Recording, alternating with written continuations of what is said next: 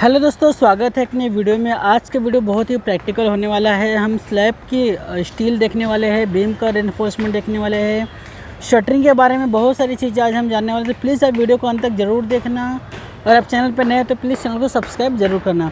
जैसा आप देख रहे हैं, हमने यहाँ पर स्लैब का शटरिंग करके हो गया है और हमने क्या किया है, यहाँ पर बीम का रेनफोर्समेंट करके हमने बीम अरिया किया मीन्स हमने बीम को डाउन कर दिया है। इसके बाद हम स्लैब का रेनफोर्समेंट करने वाले हैं। तो इसमें सबसे इम्पोर्टेंट बात आपको जो स्टील में चेक करना है वो आपको स्टील का तो रेनफोर्समेंट चेक करना ही है। टॉप में स्टील कितना है, बॉटम में स्टील क्या है, उसका रिंग का सेंटर कितना है, रिंग का डायमीटर क्या है, ये सारी बातें आपको चेक करनी है। लेकिन आपको और भी जो इम्पोर्टेंट बात चेक करनी है वो है जब भी आप कॉलम भरते हैं। जैसे ये देखिए, हमने जो कॉलम भराई किया है, ये कॉलम का जो हाइट है वो थोड़ा रेज हो चुका है। मीन्स कॉलम जो भराई किया उसमें कॉलम का हाइट ज़्यादा भर गया है। ये देखिए, जैसा इस वीडियो में आप देख रहे हैं, इसकी वजह से क्या हुआ है, बॉटम में कवर ज़्यादा हो गया है और जो रिंग है ये रिंग ऊपर ज़्यादा आ चुका है। इसके बाद क्या होगा, अगर रिंग हमारा ज़्यादा ऊपर आ जाए, जो टॉप की रेनफोर्समेंट है ये हमारी ज़्यादा ऊपर हो चुकी है। ये देखिए, ये जो हमें भराई चाहिए, भराई से ये ज़्यादा जो कास्टिंग डेप्थ है इसका ये 120 है और जो रेनफोर्समेंट है टॉप में ये हमारा 120 के लेवल में आ गया। मीन्स इसके ऊपर हमें कवरिंग नहीं मिल रहा है या फिर कवरिंग का जो कंक्रीट है वो नहीं मिल रहा है। तो इसका होने का रीज़न क्या हुआ है कि नीचे जो कॉलम भरा है, कॉलम का हाइट ज़्यादा कास्टिंग हो गया, उसको चिपिंग नहीं किया गया। तो आपको सबसे इम्पोर्टेंट चेक करना है कि जब भी आप कॉलम कास्टिंग करें आपको प्रॉपर लेवल के हिसाब से कास्टिंग करना है। अगर कॉलम ज़्यादा कास्टिंग हो गया है तो आपको क्या करना है, उसको चिपिंग करवा के ले लेना है। ठीक है, ऐसी गलती नहीं होनी चाहिए। इसलिए आपको क्या करना, ध्यान देना है कि जब भी आपका कॉलम भरे, कॉलम का जो डेप्थ है वो डेप्थ प्रॉपर उतना ही हाइट भरना चाहिए। 1 इंच कम रहेगा चलेगा, लेकिन ज़्यादा होगा तो आपका ऐसा प्रॉब्लम होगा कि जो बीम का रेनफोर्समेंट है वो कवर जोन से भी ऊपर उठ जाएगा। तो ये सारी चीज़ें आपको क्या करनी है, चेक करनी है। इसके बाद में ये देखिए, जो हमारा रेनफोर्समेंट, ये हमारा बीम का रेनफोर्समेंट है, ये बीम का रेनफोर्समेंट कॉलम के अंदर जा रहा है। तो यहाँ पे क्या किया है, जैसे ये कॉलम रिड्यूस हुआ हमारा, ये कॉलम का साइज़ 300 था, अभी ये कॉलम का साइज़ 230 हुआ, तो ये रेनफोर्समेंट नज़दीक आया है। लेकिन इसके बाद क्या हुआ है, ये देखिए यहाँ पे जो बीम का जो बार है, मेन बार है, उसको क्या किया, यहाँ पे जॉगल किया हुआ है। तो ये जॉगल जो किया है, जॉगल कितना दूर पे है, यहाँ से 3 इंच पे है।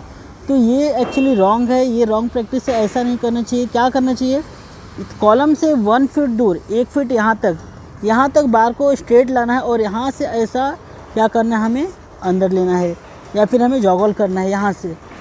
ये डायरेक्ट जॉगल नहीं करना चाहिए। जो हमने यहाँ पे डायरेक्ट जॉगल किया है फिटर ने, ये रॉन्ग किया है। इसको क्या करना चाहिए, 1 फीट से यहाँ से हमें जॉगल करना चाहिए। आप भी जब साइड पे काम कराए तो प्लीज़ इसका ध्यान दीजिए कि ये हमारा जो जॉगल है वो डायरेक्ट नहीं होना चाहिए, सर्टेन जॉगल नहीं होना चाहिए, ये 1 फीट से यहाँ से जॉगल होना चाहिए। उसके बाद आपको क्या चेक करना है, जैसे यहाँ पे एक्स्ट्रा जो यहाँ पे देखिए रिंग, यहाँ पे जॉगल किया तो क्या किया, यहाँ पे इसका स्पेस कम हो गया है, बार का स्पेस कम होगा और ये रिंग बाहर हो गया। ये जो कॉर्नर है जहाँ पे ये बार बैठना चाहिए, यहाँ पे नहीं बैठ रहा है, तो आपको यहाँ पे एक्स्ट्रा बार प्रोवाइड करा लेनी है। हमने आगे के बीम में वैसा करा है। इसके बाद हम देखते हैं सेकेंडरी बीम को क्या होता है, प्राइमरी बीम क्या होता है। जैसे आप ये बीम देख रहे हैं, ये बीम इस सपोर्ट से है और सीधा उस सपोर्ट पर जाके एंड हो रहा है। ये 6 मीटर का लंबा स्पैन है और ये बीम 6 मीटर की दूर उस कॉलम के ऊपर में रेस्ट हो रहा है, बीच में इसको कुछ सपोर्ट नहीं है। तो क्या होगा, ये बीम किसके ऊपर रेस्ट, ये बीम प्राइमरी बीम है या सेकेंडरी बीम है, उसके लिए क्या करते हैं, ये देखिए यहाँ पे हमने क्या किया है, ये बीम लिया हुआ है, मेन बीम यहाँ पे है, बीच में बीम लिया है, यह बीम कॉलम पे रेस्ट है, ये हमारा प्राइमरी बीम हो गया। ये दोनों साइड में सबसे पहले ये बीम के ऊपर रेस्ट है, इसके बाद में कॉलम के ऊपर रेस्ट है। ये जो हमारा प्राइमरी बीम है, ये प्राइमरी बीम के ऊपर क्या किया हमने, ये जो लॉन्ग बीम है सेकेंडरी बीम, उसको हमने लिया है, क्योंकि कॉलम यहाँ पे एंड हो जाता है। अगर मैं इसको नीचे लूँगा तो क्या होगा, ये किसी के ऊपर सपोर्ट नहीं हो पाएगा बिकॉज कॉलम तो दूर हो गया। इसलिए सबसे पहले जो प्राइमरी बीम, ये प्राइमरी बीम है, ये बीम हमारा कॉलम के अंदर जाएगा, ये मेन बीम होगा, उसके बाद ये सेकेंडरी बीम आएगा। जैसे आप यहाँ पे भी देख सकते हैं, ये बीम हमारा है, ठीक है। ये देखिए, ये जो बीच में छोटा बीम है, ये किसके ऊपर रेस्ट कर रहा है, इस बीम के ऊपर, और वहाँ पे उस बीम के ऊपर। तो ये जो हमारा बीम होगा ये क्या होगा, ये इसके लिए प्राइमरी बीम ये हो जाएगा और सेकेंडरी बीम ये हो जाएगा। तो सेकेंडरी बीम क्या होता है, प्राइमरी बीम क्या होता है, इस वीडियो से आप इस टॉपिक से आप समझ सकते हैं कि इसके लिए ये हमारा प्राइमरी बीम होगा, ये सेकेंडरी बीम हो गया।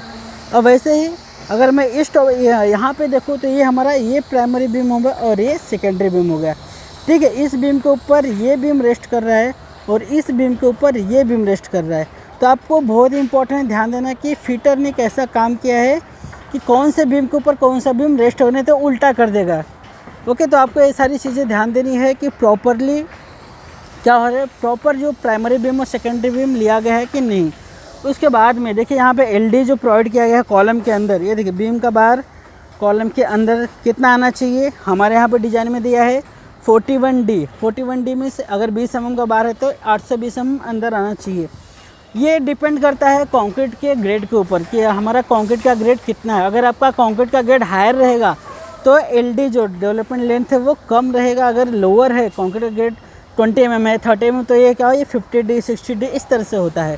ठीक है, हमारे यहाँ पे कंक्रीट का ग्रेड 40 है, M40 का ग्रेड है स्लैब में, इसलिए क्या किया है 41 कम रखा हुआ है। ओके, उसके बाद आपको क्या ध्यान देना है, जब भी हमारा कॉलम रिड्यूस किया, देखिए ये हमारा कॉलम रिड्यूस किया हुआ है, इसमें जो रिंग डालेंगे नीचे, ये रिंग क्या होना चाहिए, वो साइज़ की होना चाहिए।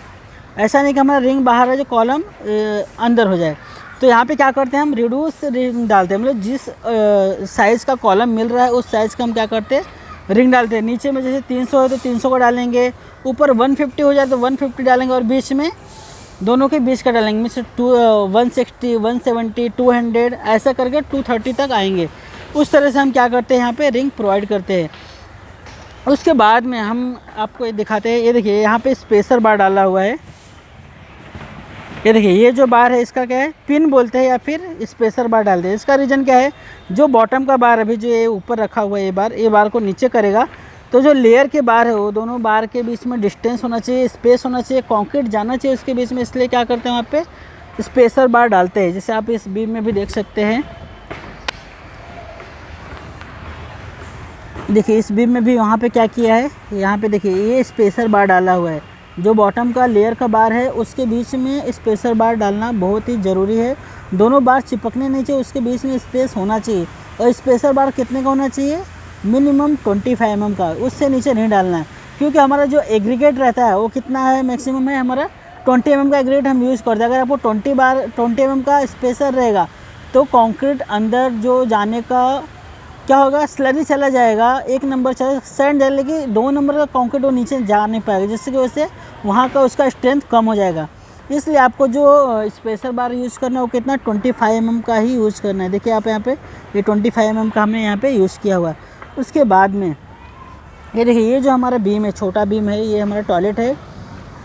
सबसे पहले मैं आपको बताता हूँ टॉयलेट संक के बारे में। संक क्या होता है, ये देखिए ये हमारा स्लैब लेवल है, ये हमारा बेडरूम है और ये हमारा टॉयलेट है।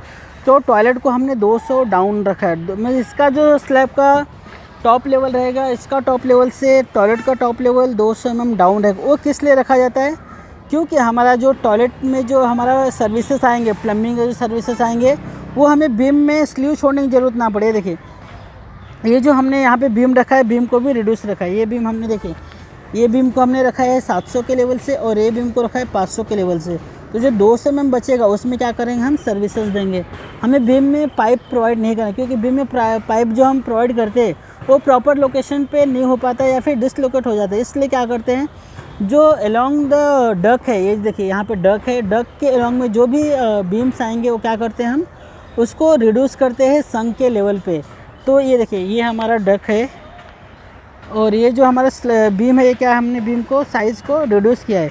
जो सर्विस स्लैब है, ये जो हमारा टॉयलेट है, टॉयलेट का स्लैब और बीम का जो टॉप लेवल है दोनों एक ही लेवल रहेगा और हमारा 200 mm का यहाँ पे संक हो जाएगा, जिसकी वजह से जो हमारा पाइप जो डालेंगे इसमें सर्विसेज प्लम्बिंग की पाइप जो जाएगी, वो सारी पाइपें अपने को स्लीव नहीं छोड़ना पड़ेगा, हमें डायरेक्ट यहाँ पे डाल सकते हैं। इसके बाद में मैं आपको दिखाता हूँ, यहाँ पे हमने कर्टेल बार प्रोवाइड की है। कर्टेल बार का रीजन क्या है और कर्टेल बार किस तरह से रहता है, ये देखिए ये बीम है हमारा, ये बीम का टॉप बार हो गया, ये हमारा बॉटम बार हो गया, ये हमारा कर्टेल बार है। ये देखिए, तो कर्टेल बार किस तरह से प्रोवाइड करते हैं, क्यों प्रोवाइड करते हैं, ये मैं आपको बताता हूँ। कर्टेल बार का रीज़न क्या है, कर्टेल बार हमारा या फिर क्रैंक बार भी कहीं कहीं प्रोवाइड करते हैं, या फिर कर्टेल बार। तो जो बेंडिंग मोमेंट होता हो बीम के सेंटर में होता है। मैक्सिमम बेंडिंग मोमेंट कहाँ पे होता है? जो बीम हमारा बीम के सेंटर में होता है। और शेयर फोर्स कहाँ पे रहता है? बीम के साइड में रहता है।